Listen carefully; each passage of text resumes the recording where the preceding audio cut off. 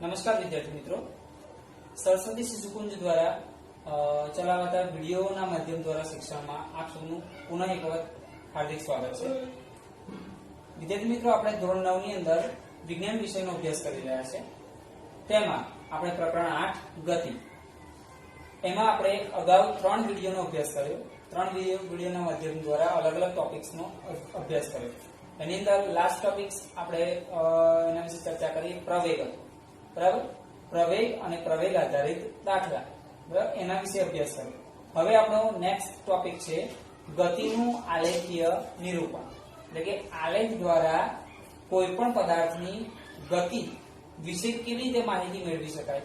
તો ગતિના આલેખીય નિરૂપણની અંદર આલેખના બે પ્રકારો છે। એની અંદર પહેલો પ્રકાર છે અંતર અને સમયનો આલેખ, એટલે કે અંતર વિરુદ્ધ સમયનો આલેખ તરીકે પણ એને ઓળખવામાં આવે છે। અને બીજો એનો પ્રકાર છે વેગ વિરુદ્ધ સમયનો આલેખ, બરાબર, અથવા તો વેગ સમયનો આલેખ। તો આ આલેખ દ્વારા આપણે કોઈપણ પદાર્થે કરેલી ગતિ વિશે માહિતી મેળવી શકીએ છીએ, બરાબર। તો વિદ્યાર્થી મિત્રો, આલેખ તમારી સામે દોરેલો છે। તો એની અંદર આપણે જોઈ શકીએ છીએ કે એમાં x અક્ષ પર સમય દર્શાવવામાં આવેલો છે અને y અક્ષ પર અંતર દર્શાવવામાં આવેલું છે। સમય એ સેકન્ડમાં છે અને અંતર એ મીટરમાં છે। ધારો કે કોઈ પદાર્થ પ્રથમ 2 સેકન્ડની અંદર 5 મીટરનું અંતર કાપે છે, આલેખ પરથી આપણે જોઈ શકીએ છીએ, બરાબર। ત્યાર પછી 4 સેકન્ડમાં એ 10 મીટર જેટલું અંતર કાપે છે। ત્યાર પછી આગળ 6 સેકન્ડની અંદર એ 20 મીટર જેટલું અંતર કાપે છે તથા 8 સેકન્ડમાં એ 25 મીટર જેટલું અંતર કાપે છે, જે આપણે આલેખ પરથી જોઈ શકીએ છીએ। તો અંતર અને સમયના આલેખ પરથી આપણે કેટલીક બાબતો નક્કી કરી શકીએ, જે આપણે અંતર અને સમયના આલેખના ઉપયોગોની અંદર જોઈએ છે, બરાબર। હવે બીજી એક વસ્તુ આની અંદર ધ્યાન કરવા જેવી છે કે અંતર અને સમયના આલેખનો ઢાળ શોધવામાં આવે છે। તો મિત્રો, ઢાળ કેવી રીતે શોધી શકાય? આપણને સામાન્ય એવું થાય કે ઢાળ એટલે ત્રાસો હોય ને ઢાળ કહેવાય, બરાબર, પણ ભૌતિક વિજ્ઞાનની અંદર આલેખ પરથી ઢાળ શોધવાની એક પદ્ધતિ જુદી છે। એમાં આપણે આ આલેખમાં એ સમજૂતી મેળવી લઈએ। અહીંયા આગળ હું બિંદુ A દર્શાવું છું, અહીંયા આગળ બિંદુ B દર્શાવું છું અને આ A અને B બંને બિંદુઓને અહીંયા આગળ હું જોઈન કરું છું, તો આ ત્રિકોણ જેવી રચના બને છે। તો અહીંયા આગળ હું બિંદુ C દર્શાવું છું। તો આપણે જો આ આલેખનો ઢાળ શોધવો હોય તો આ બંને સમાંતર રેખાઓ દોરવામાં આવે છે। એવી જ રીતે નીચેની બાજુએ પણ 2 સમાંતર રેખાઓ દોરવામાં આવે છે અને એના પરથી આપણે એની મદદથી ઢાળ શોધી શકીએ। તો ઢાળ શોધવા માટેનું આપણે સૂત્ર જો જોવું હોય તો આ રીતે લઈ શકાય કે ઢાળ બરાબર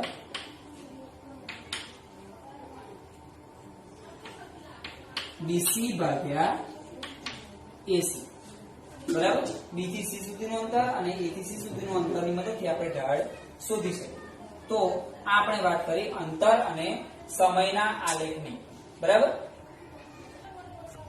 ઓકે વિદ્યાર્થી મિત્રો, આપણે અંતર અને સમયના આલેખની સમજ મેળવી, બરાબર। હવે અંતર અને સમયના આલેખની મદદથી મિત્રો આપણે વેગ અને સમયના આલેખ વિશે વાત કરી રહ્યા છે। તો એની અંદર આપણે જોઈ શકીએ છીએ કે જેવી રીતે અંતર અને સમયના આલેખની અંદર સમયને x અક્ષ પર દર્શાવવામાં આવે છે અને અંતરને y અક્ષ પર દર્શાવવામાં આવે છે, તેવી જ રીતે વેગ અને સમયના આલેખની અંદર પણ વેગને y અક્ષ પર દર્શાવવામાં આવેલો છે અને આપણને ખબર છે કે વેગનો SI એકમ શું છે? તો મીટર પ્રતિ સેકન્ડ। તો વેગને મીટર પ્રતિ સેકન્ડ એકમમાં y અક્ષ પર દર્શાવેલો છે અને સમયને સેકન્ડમાં x અક્ષ પર દર્શાવેલો છે, બરાબર।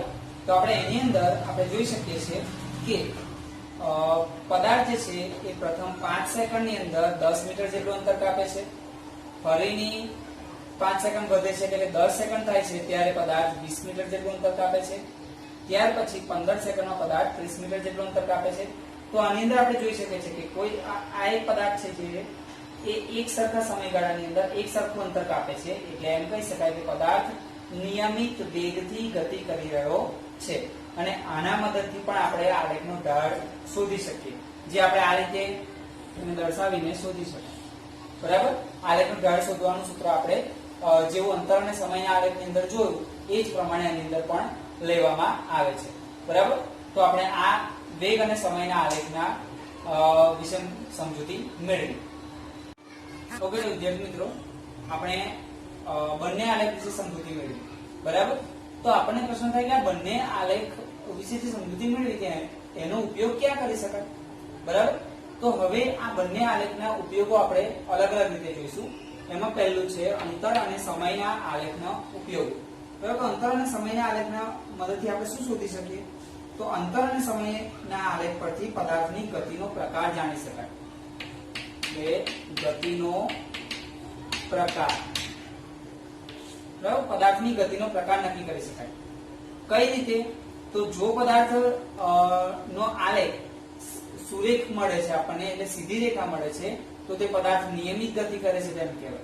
અને જો પદાર્થનો આલેખ વક્ર મળે છે અથવા તો વાંકો મળે છે, બરાબર, તો એ પદાર્થ અનિયમિત ગતિ કરે છે તેમ આપણે કહી શકીએ, બરાબર. તો પહેલો જ આપણે ઉપયોગ જોઈ શકીએ કે ગતિનો પ્રકાર જાણી શકાય છે. પદાર્થ નિયમિત ગતિ કરે છે કે અનિયમિત ગતિ કરે છે તે નક્કી કરી શકાય છે. બીજો એનો ઉપયોગ છે મિત્રો, આલેખ પરથી ચોક્કસ સમય પદાર્થનું અંદાજિત સ્થાન નક્કી કરી શકાય છે, બરાબર. એટલે પદાર્થનું અંદાજિત સ્થાન. બીજો એનો ઉપયોગ થયો, આલેખ જોઈને આપણે કહી શકીએ કે પદાર્થ આ સમયે આ જગ્યા પર હોઈ શકે છે. તો આવી રીતે આપણે અંદાજિત સ્થાન નક્કી કરી શકીએ છીએ. ત્યાર પછી અંતર અને સમયના આલેખ પરથી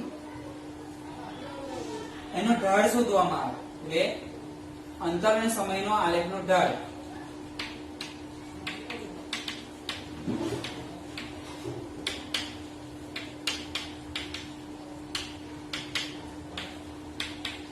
અંતર અને સમયના આલેખનો ઢાળ એ ઝડપનું મૂલ્ય આપે છે,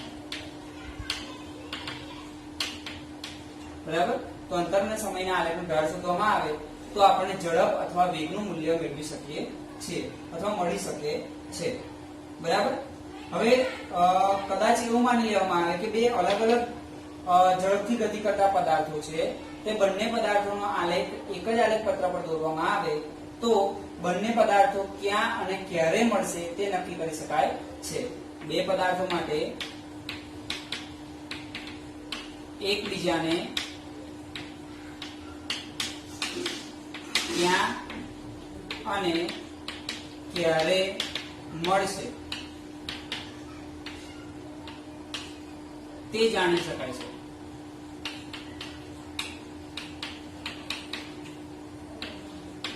બરાબર.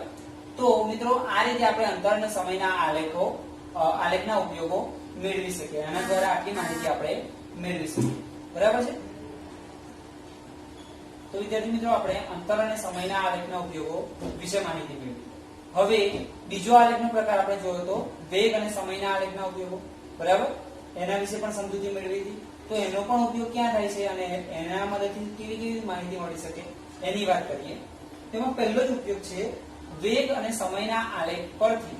જેમ અંતર અને સમયની અંદર પહેલો જ ઉપયોગ હતો કે પદાર્થની ઝડપ વિશે માહિતી મળે છે કે પદાર્થ નિયમિત ગતિ કરે છે કે અનિયમિત. તો એવી જ રીતે વેગ અને સમયના આલેખ પરથી પણ આપણે પદાર્થની ગતિનો પ્રકાર નક્કી કરી શકીએ છીએ, બરાબર.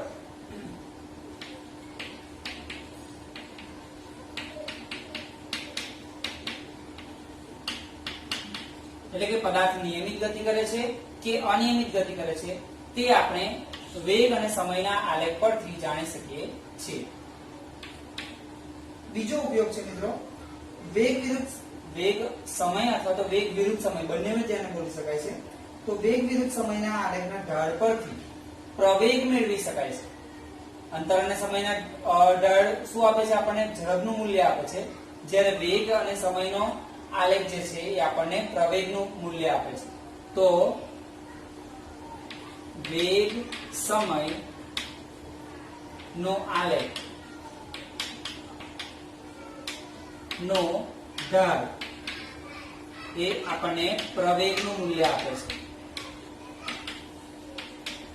પ્રયોગ વિશે આપણે આગળની વિડીયોમાં ચર્ચા કરીશું, બરાબર. એટલે વેગ અને સમયના આલેખનો ઢાળ શોધવામાં આવે તો આપણે એ ઢાળનું મૂલ્ય શું આપે છે? પ્રવેગ આપે છે.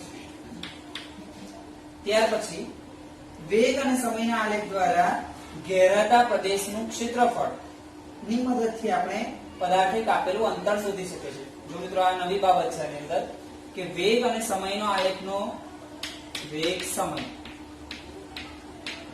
નો આલેખનો ઘેરાતો પ્રદેશ, એની મદદથી આપણે પદાર્થે કેટલું અંતર કાપ્યું છે તેની જાણકારી મેળવી શકીએ છીએ. બરાબર. ત્યાર પછી બે જુદા જુદા પદાર્થો માટેનો આલેખ એક જ આલેખ પત્ર પર દોરવામાં આવે તો બંને પદાર્થના વેગની સરખામણી કરી શકાય છે.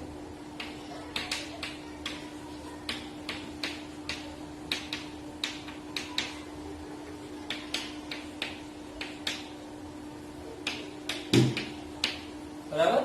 તો આની અંદર પણ આપણને ચાર ઉપયોગો મળે છે. પહેલો કયો?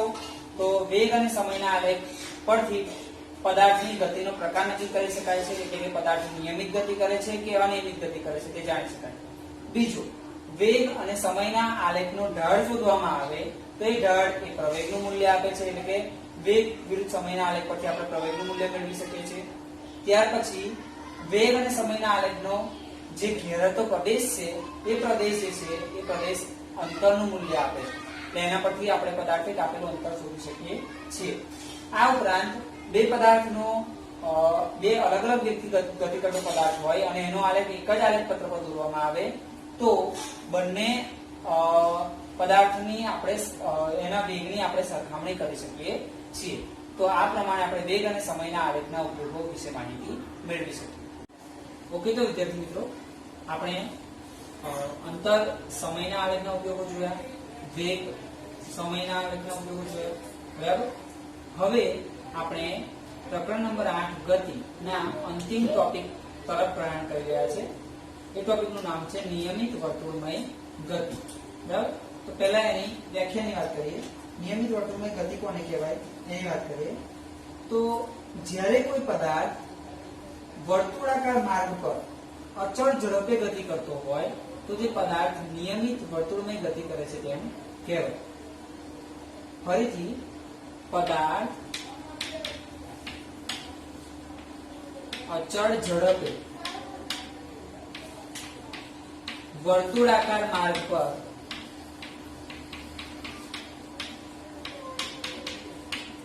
ગતિ કરે તો તે પદાર્થ નિયમિત વર્તુળમય ગતિ કરે છે તેવું કહી શકાય. બરાબર. ફરીથી વ્યાખ્યા રિપીટ કરું. જ્યારે કોઈ પદાર્થ અચળ ઝડપે વર્તુળાકાર માર્ગ પર ગતિ કરતો હોય તો તે પદાર્થ નિયમિત વર્તુળમય ગતિ કરે છે તેમ કહી શકાય. દાખલા તરીકે,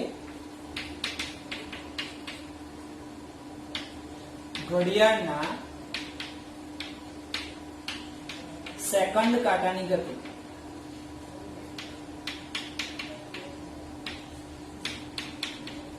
બરાબર. ઘડિયાળનો સેકન્ડ કાંટો ઘડિયાળના ડાયલ પર વર્તુળાકાર માર્ગે ચોક્કસ સમયે અચળ ઝડપે અંતર કાપે છે. બરાબર. એટલા માટે આપણે ઘડિયાળના કાંટાની ગતિને નિયમિત વર્તુળમય ગતિ તરીકે લઈ શકીએ.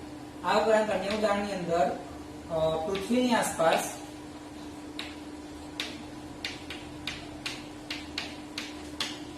ચંદ્રની ગતિ,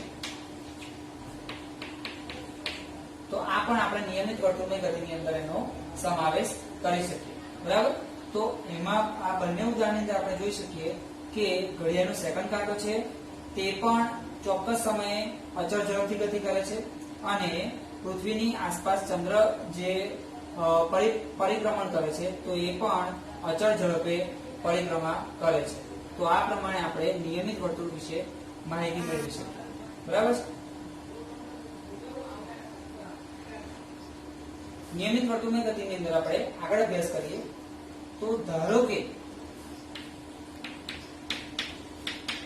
કોઈ પદાર્થ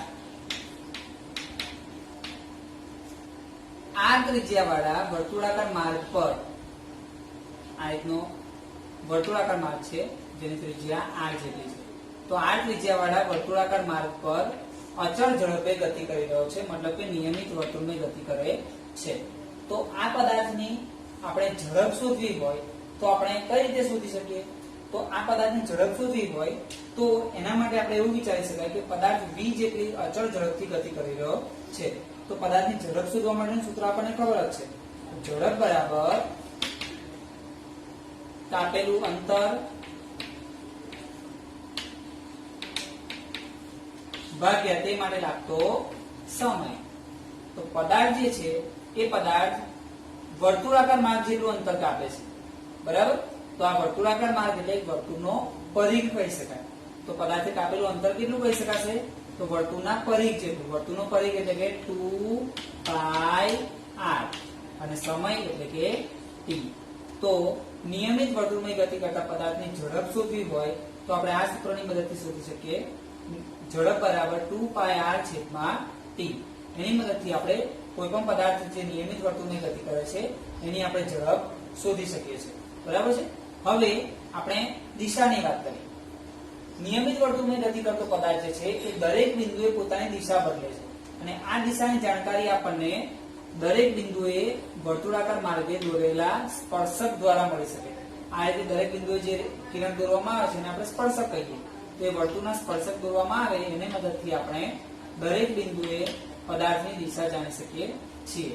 એનો મતલબ એવો થયો કે વર્તુળાકાર નિયમિત વર્તુળમાં ગતિ કરતો પદાર્થ દરેક બિંદુએ પોતાની દિશા સતત ને સતત બદલે છે, બરાબર. તો આ આપણે નિયમિત વર્તુળની ગતિ વિશે માહિતી મેળવી.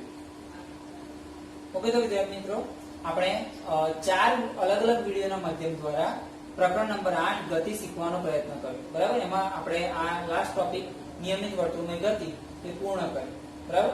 તો આપણે આ સાથે પ્રકરણ નંબર 8 ગતિ એ અહીંયા પૂર્ણ કરીએ છીએ, જેના મહત્વના પોઈન્ટની આપણે ચર્ચા કરી.